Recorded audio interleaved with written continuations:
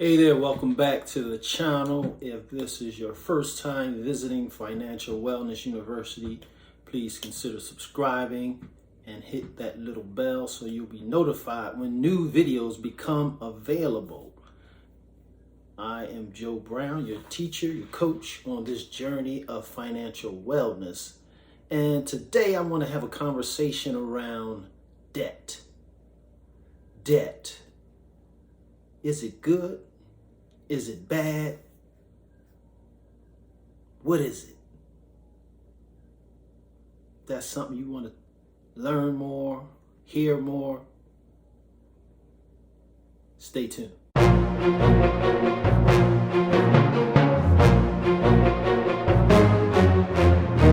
So, is debt good or bad? Now, some financial experts would say there's good debt and bad debt. Now, I agree with some of what they say, but let's delve into what the bad debt is, because we definitely agree on the bad debt. Bad debt basically is any debt where you borrow money to buy, to purchase, to acquire something that will go down in value, i.e., a car. It goes down in value pretty much soon after you pull it off the lot. Clothes, they go down in value. Using debt for something that doesn't produce more money or lowers your net worth in many aspects, in most people's eyes that are experts at it, it is considered bad debt. So what is good debt? Well, some experts say good debt is debt that gives you an opportunity to increase your wealth. For instance, investing in a business with using borrowed money. Okay, so if you owe, say for instance, a big thing right now is renting out your car. You know, several companies, several apps that you can use, but rent out your car. Let's say your car payment is $500 a month, $600 a month. Well, you could probably get $300, maybe a little less. If it's a luxury car, you might be paying a little bit more than $500 a month. But let's just say if you're buying the car for $500, you can rent it for maybe $250.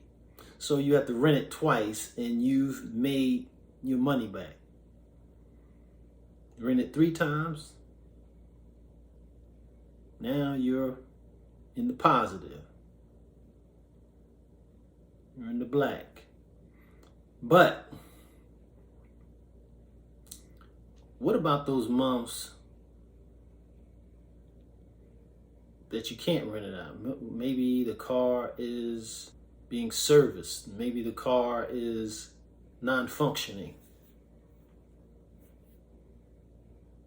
You still owe the payment. Now, of course, a lot of people achieve a lot of success. Maybe they rent several cars, so maybe when one car isn't being able to rent, they can rent another one to make up for the mortgage payment. Or renting money to buy real estate. That's a big one. That's a big one because most people can't come up with cash to buy real estate, but you're leveraging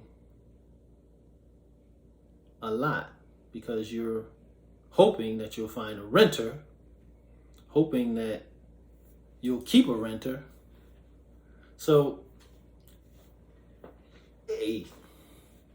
as you can see, I'm not a big fan of debt. To me, all debt is bad.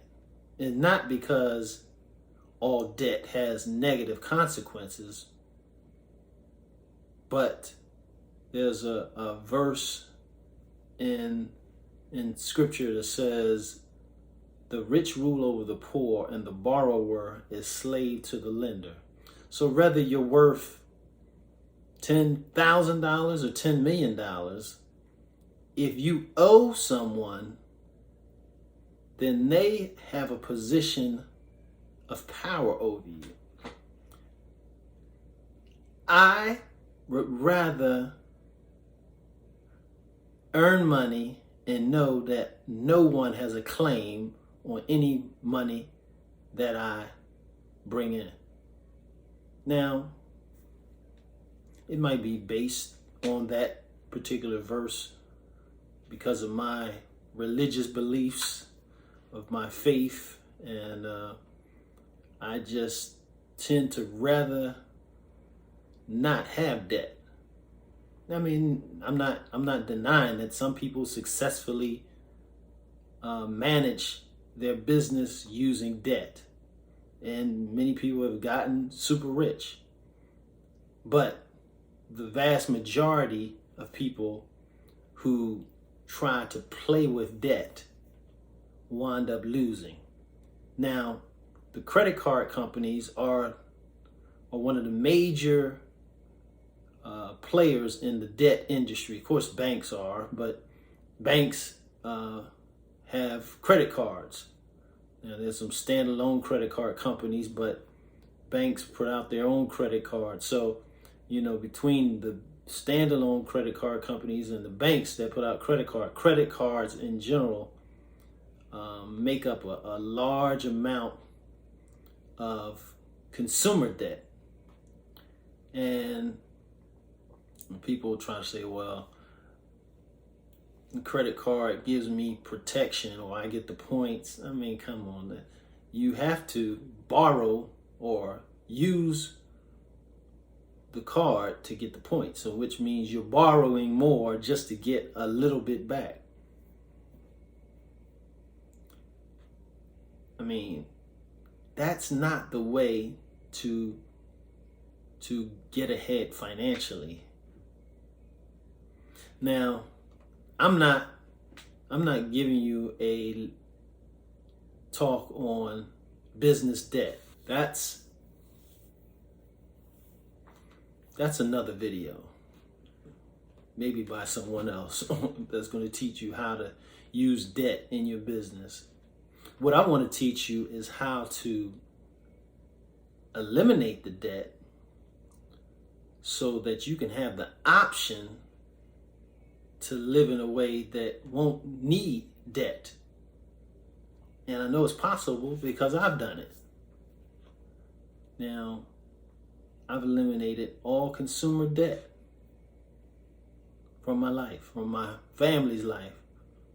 My daughter goes to school debt-free.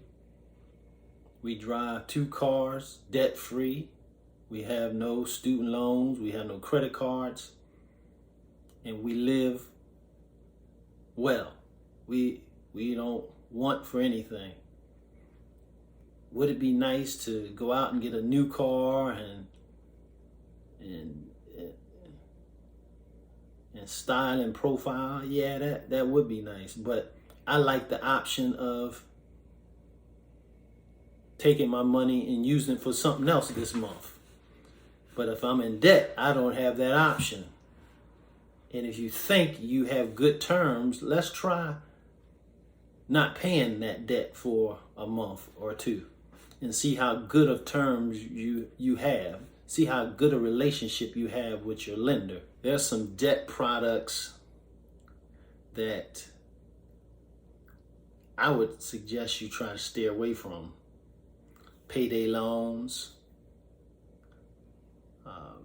They are notoriously high in interest. So if you don't pay them back within the period that you set, you more than likely you're going to be paying, of course you're going to be paying more, but if you extend that, you can almost pay twice as what you borrow in a very short time. So what it really does is put you in a deeper hole. Then you got timeshares, forced vacations, home equity line of credit, where you borrow from your home, borrow the equity from your home, which means you closer to paying it off, but now you've used some of that, like attaching a credit card to your house, and you buying things that are unsecured against your home, which is secured, which means, say for instance, you get a home equity line of credit and you buy a boat. All right, you come on hard times, and say you can't sell that boat quick, but you use your home to buy it, and now you can't pay back that home equity line of credit. Now you can lose your home over that boat. That's not a good. A lot of people say, well, I use it for home improvement. I use it. There's always a justification to do what you want to do. That's why you have to, in principle, have to want to stay away from debt. Because if you don't, you will consistently use debt as a means to rescue you, to get you out of trouble. But what it really does, it puts you in deeper trouble. One of the most notorious ways people get into debt are student loans. High interest student loans, or not real high interest, but you defer a lot of your loans, which means they have a period where you don't pay, but the interest is growing as you deferring it. So let's say you borrow $10,000, let's say you borrow $50,000, right? By the time you graduate school, that loan might be $60,000.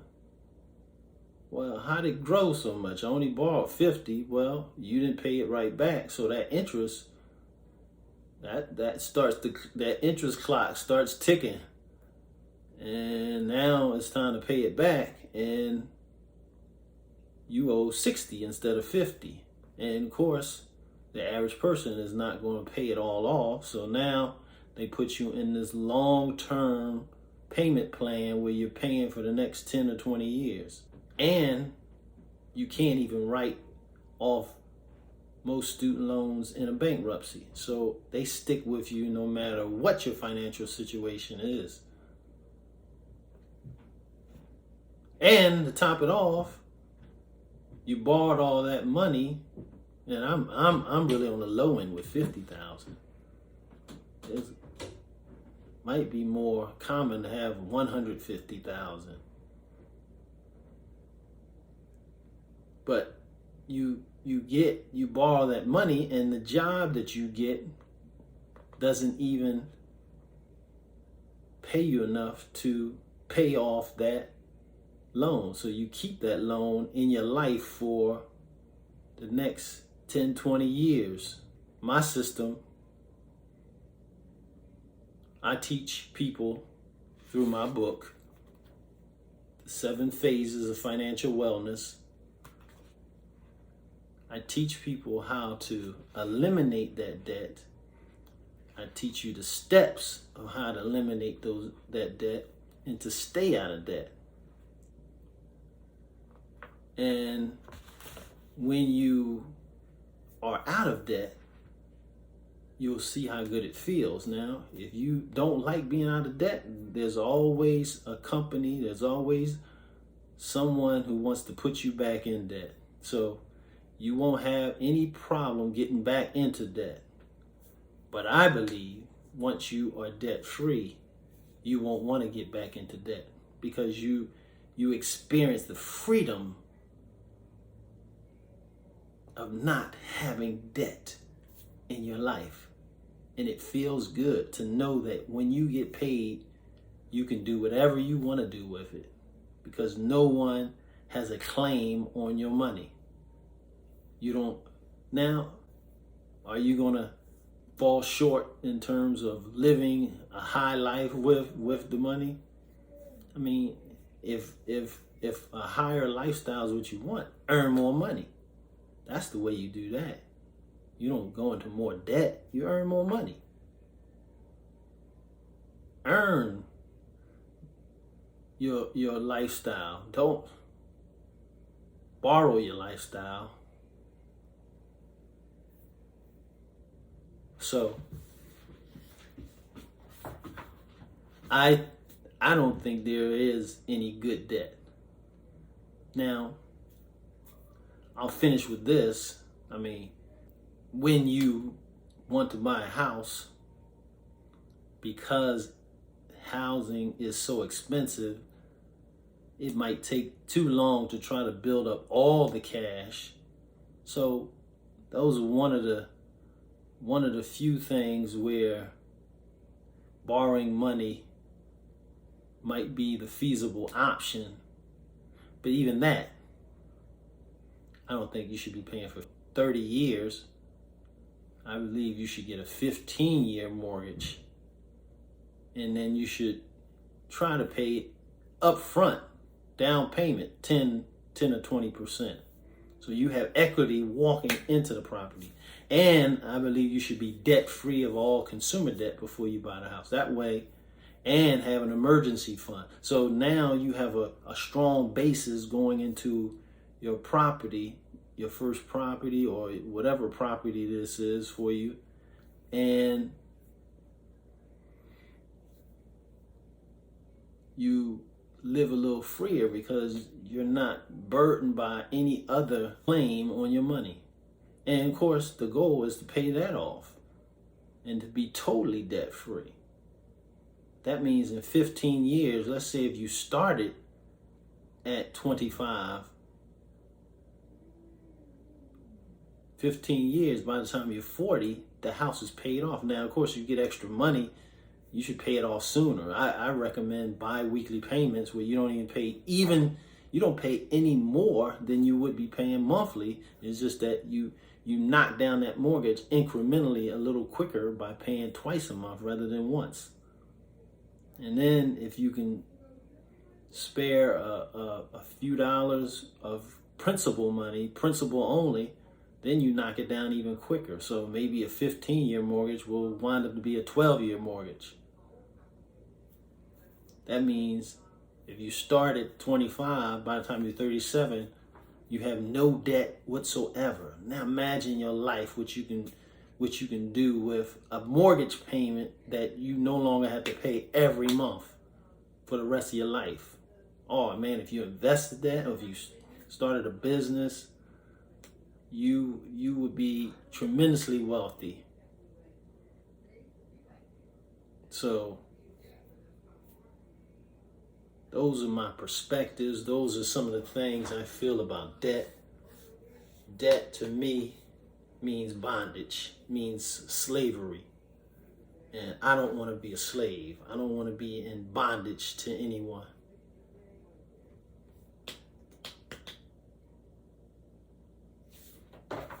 Hey, what are your thoughts? Comment below. Look at the comments. Look at the description below. There's some things that might interest you in terms of, one, purchasing my book so that you can learn some of the things that help me achieve financial wellness. And I'm still on the journey. You never get off the journey. You constantly reevaluating yourself where you are in each phase of the journey. But at least get on the journey. Some people are not even good at any one of the phases. It's a journey. So again, if you haven't subscribed, please do so. Hit that little bell so that you will be notified give me a like and comment below. Let me know what you think. You know, hey, maybe I can come up with a video that specifically addresses a concern of yours. You don't tell me, I won't know. So let me know. All right. Thanks a lot, and thanks for watching. Thanks for visiting the channel. Don't forget to subscribe, and have a blessed day.